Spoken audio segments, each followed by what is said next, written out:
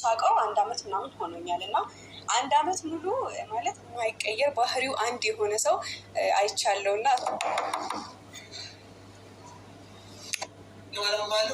ትሞታለህ እንደምትሞት እያሰብክ ኑር።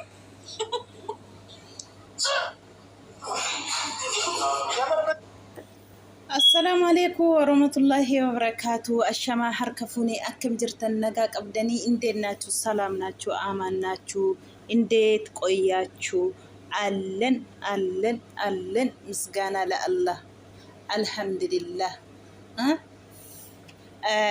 الله شو بتسبوتشي أشتوتشي أكم نجا قبدني زاري من دنو يمتأهو مفتنا هايمي ميكينا بروكي ميكينا بروكي سب ለብቻ ነው ያሉት ግን እኔ ደግሞ አንድ ቦታ ሰብስቤ ነው ያመጣላችሁ ማለት ነው። አማርኛ ጠፋ እንዳታዩብኝ። ሲያንተባተብ ደግሞ ይሄ ደግሞ ምንድነው ከየትኛ አማርኛ ነው ወይስ ብላችሁ እንዳታስቡ፣ ምንም ችግር የለም። ቢያንተባተብስ ሁለተኛ ቋንቋ ስለሆነብኝ ቅር እንዳይትሉ ቅር እንዳይላችሁ እንግዲህ ምን ይደረጋል። ሊለማመድ ብዬ ነው እንደዚህ ያንተባተበኩም ወዲቼ ሳይሆን ግዴታዬ ብዬ ነው። መለመድ ቋንቋ ደግሞ ግዴታ ነው። ሁሉም እኔ ኢትዮጵያ ውስጥ ያለ ቋንቋ ሁሉም የሚለመድ ፈልጋለሁ ግን አልቻልኩም። ምን ይደረጋል እንግዲህ። ብሩኬ ባለፈው አንድ እንግዳ የኛ ጋር አለ አንድ ቀን ሰፕራይዝ እናደርጋለን እናንተን ብለዋል። ትልቁ ቦታ ትልቅ ቤት ሲወሰዱ ቀን ማለት ነው ሲሄዱ ማን ነው ብሎ ሰው ሁሉም ምርጫ እስኪ ያስቀምጡ ያለ ነው ብሩኬ። ማን ነው ብሎ ሰዎቹ አንዱ ቤክ ይላል፣ አንዱ ፍጹሜ፣ አንዱ አኑ ብዙ ርቀት ሄዷል። ግን ማይስብ ነገር መፍታ ነው ወይ ማንም ሰው አላስብም። እውነት ዛሬ በቃ ሰፕራይዝ ሆነበት። ሰፕራይዝ አደርጋለች ሃይሜ ለሁሉም ሰዎቹ። ምንድነው ማን ነው ብሎ ግራ የገቡ ዛሬ እንግዲህ ወደ ካሜራ መጣዋል ማለት ነው። ከናፍዩ ቡርኬን ጋፋ ማና ጉዳቲ ዲጋላኒ ኖጅኒኒ ነምልሌ ጅራ ቆባ ኬኛ ሚቲ ጉያ ቶኮ ሰፕራይዝ ሲንጎዳ ጀዴ ጅራ ጀቹዳ namoonni baay'een inni kaanii Fitsumeedha jedha, inni kaanii Beekii jedha, inni kaan Anuu jedha. Namoota baay'eetu iyyuu suuraa postataa ture jechuudha. Garuu haniin eegamne ingida haniin eegamne jechuun nama takka asaabii namaa keessan galle jechuudha. Har'a gara kaameraatti fiddeeftee himeen jechuudha. Maftaadha innillee jechuudha. Dhugaa dubbachuuf baay'ee tokkotti namatti toltu.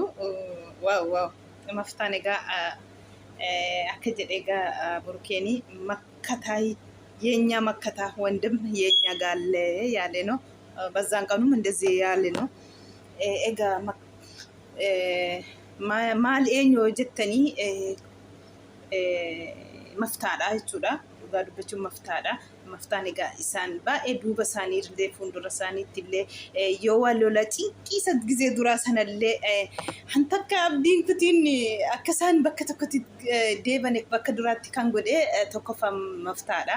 Haadha buttaa jaraarraa waamee gizee aimee fi Burukeen lola duraarratti jechuudha. Kanaaf yeroo hunda nu faana jiru kan inni jedhee obboleessi keenya yeroo hunda makkataan nu ta'ee jiru kan inni jedhee jechuudha. Burukeeni guyyaa tokko sapiraayisii singoole jedhanii har'a kunoo sapiraayisii godhanii jiru.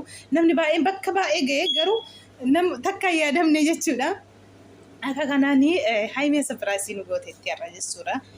Egaa haimeen illee deemsa baree waggaa kana keessatti kan guyyaa tokko qayyaramee hin beekne.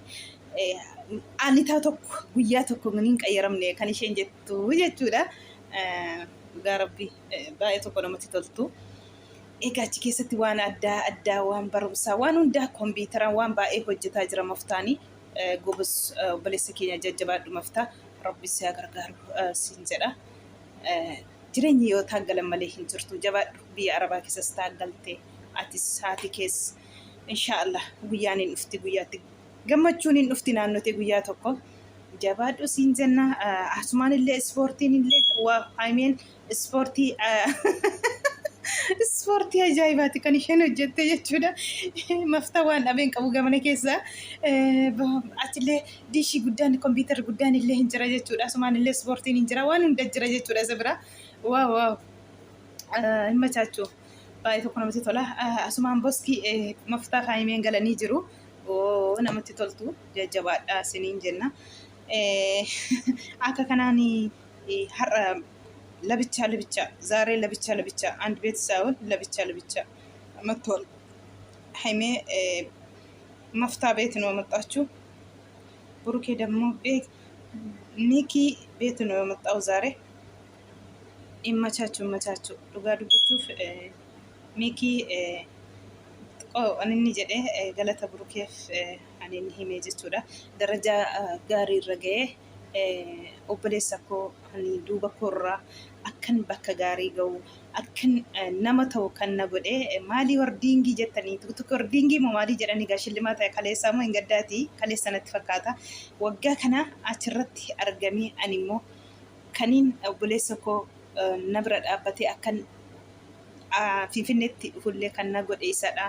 Akkanillee bakka gana ga'u san na godhe na gaffa'aa ture isadha wanta ta'eef ani immoo achirratti iyyaadhee isa dhufu yoo rabbi jedhe akkan immoo misgaanaa isaaf gashu rabbiin naa taasisu kan inni jedhee jechuudha.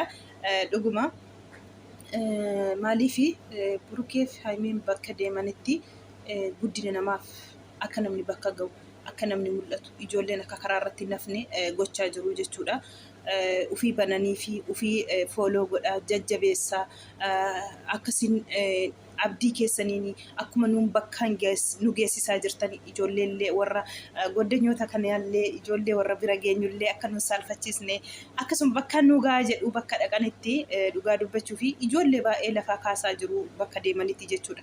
Biyya ofii keessatti dhugaa dubbachuuf nama akkasii qabaachuu jechuun waan hunda harkarraa qabaachuudha jechuudha. Maaliif saatii kanatti bakka hundarra ta'uun akka kanaa jiraate ijoolleen isheen kan caatii qaamte isheen kan suuseenyaa taate karaa irratti naftuu jechuudha. Nama akkasii beekaa ta'uu qabaatanii jechuudha. Nama akkasii kan banee akkasitti akka isheen maatii ishee of gargaarte maatii ishee gargaartu ta'uu kan gochaa jiru kunoo amma bakka hundattuu Burukeef Haimeedha jechuudha. Deemanitti karaa sana ijoolleen safara sana hundumtuu milkooteetti jechuuf hin danda'a dhugaa dubbachuuf.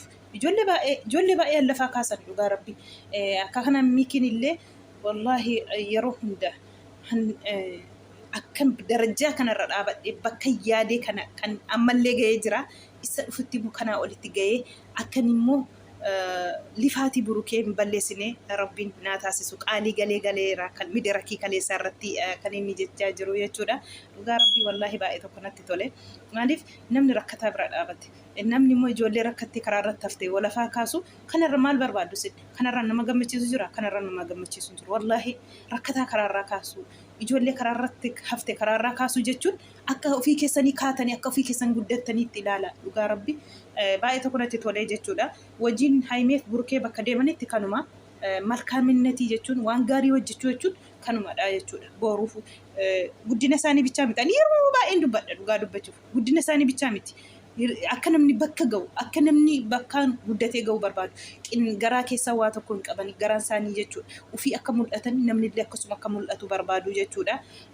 Ammallee dhugaa rabbi sina haa guddisu sina haa mul'isu dhugaa rabbi hannama keerii dalagee namaafis guddina barbaade akka ofii guddatteetti nama mul'ata namaa akka ofii mul'adhe namni illee haa mul'atu jedhee rabbiin bakka deemutti hundayyuu haa gargaaru. Wallaahi hundayyuu harrakkataa karaarraa ijoolleen akka tabalaasheen akka isheen karaa irratti nafne kan godhaa jiru akka Burukeef akka Haimee kanaa hin jiru jechuudha. Dhugaa rabbii baay'ee tokko beekinarraa akkas jedhee jechuudha. Lifaatii isaa akka balleessine abdii qabaa jedheeti. Asumaan illee parankii ajaa'ibaa irratti hojjetee jira jechuudha. Parankichi immoo maa inni caatii miti sigaaraa bitee waamee jechuudha. Wanni dhufu sigaaraa kana xuuxaa jira jechuudha. Lokkofachuuf wanni jedhu burkeen rokkeetti irraa darbatee jechuudha. Maali maa inni hojjetaa jirtu jennaani erga yoomiitii jechaa jira. ታውቃለህ እንደዚህ አይነት ነገር ነው አይቼ ማለቅም። እሺ አሁን የጫት አንተ መከባበር ስለምንጫት ነው የምታወራው። ጤና ለምን ብሩኬ በእናትህ አንተ እግዚአብሔርን እንጣላለን ፈነክታለህ። ስነ ስርዓት ያዝ። አንተ እናትን አታስብም እንዴ? አያችሁ ስንት መስዋዕትነት ከፍላለህ እንዴ? haadha kee yaaddu haati kee aarsaa guddaa kaffalteetti akkamiin sigaaraa keessa galtaa akkamiin waan hin taane keessa galtaa kan inni jedhu jechuudha. Kaameraa uskaniiti parankii irratti hojjete meekiin jechuudha. Burkeen immoo quban qabu jechuudha. Ilaala achumaaf achitti illee jechuudha. Haadha dhugaa rabbi wallaahi kanadha jechuudha nama jechuun. ሲደረስኩ የምን መጃጃል ነው? ይጠቅማል በለኝ አብረን እናጨስ። ምን ይጠቅማል? ይጠቅመኛል። ምን ይጠቅማል? አንተ እንድታጨስ አልፈልግም። ምን ታገኛለህ? እሺ እኔ እንዳደርገው ማትፈልገውን ነገር ለምን ታደርጋለህ? ሰላም ሰላም የኛ ውድ ቤት ባይ ተፈነ መዲበት ጋር ካለፈር ማርያምን ደንግጫለሁ። ታውቃለህ ጭራሽ ለምን አልቻልኩም? አልየማልኩ ማርያምን ለምን አልቻልኩም? እኔ ሲጀመር በቃ አንተን ማኩራት አንተ ያንተን ስም ትልቅ መድረክ ላይ መጥራት ነው እንጂ የምፈልገው እንደዚህ እያጨስኩ እየቀምኩ ምናምን akka maqaan kee ol ka'u akkati maqaan kee kaf jedhee ol waamamuun hojjedha malee akka kana maqaa kee balleessee caatii qaamuu sigaaraa xuuxuu irratti hin argama miti. Akkuma naan bakka kanaan nageessiste kaf akkana goote maqaan kee akka kaf jedhee mul'atuun barbaada malee bakka kanatti argamuun barbaadu kan inni jedhee jechuudha. Akkasi iddoo deemtanitti amma dandeessanitti tola oola. Gocha bichaayyuu miti afaan ofiitiin afaan ofiiyyuu garaa ofii qulqulleeffataniyyuu gocha caaluudha jechuudha dhugaa dubbachuuf wallaahi. Kanaafuu amma dandeenye inuma deemna guyyaa tokko amma dandeenye tola namaaf haa yaadnu gaarii namaaf haa yaadnu garaa keenyaa qulqulleeffannu dhugaa rabbi gaarii hojjedha homaa miti hin baddanii galgalli keessan guddaadha wallaahi. እያንዳንዱ ነገር እዚህ አዲስ አበባ መምጣቴ ማርያምን ነው የምላችሁ። በቃ ፈጣሪ ቡካን ባይሰጠኝ እኔ እንጃ እዚህ ጋር ቆማለሁ ብዬ ምናምን አስቤ አላስብም። አጌሰን ምቲ እና ከነ ኢሳ ረቢና ከነ አደና ከነለስ ዳበደ ጀዴ ቤኩ ደረጃ ነመጋይ ከነራ ደረጃ ነመከነራ ጋይሞ ኢሰቱ ነጌሲሴ ጀዴ ቱክቱኪ ረቲ ድራማ ሆጀታ ጀቹዳ በካሜራ Asiinillee tuubiinillee akka inni guddatu kan gochaa jiru Haayimee fi Burukeedha jechuudha. Gizee tokko Haayimeen dhuftee tuubii isaarratti dhaabbattee jajjabeessaa jetti. Gizee tokko Burukeen dhufee akkas jajjabeessaa jedha. Darajaa gaarii irra gahee jira jechuudha. Dhugaa rabbii dubbachuu fi galata gashaafii jira jechuudha. Kunooti maqaan ofii bakka dhaqanitti yoo gaarii hojjetani maqaan keessan inuma teessii jechuudha. Yoo badaallee hojjettes inuma teessi maqaan keessan jechuudha. Rabbiin nuu kenne rabbiillee nu guddisee hangaarii hojjetnu yaa rabbi nu taasisu dhugaa rabbi wallaahi.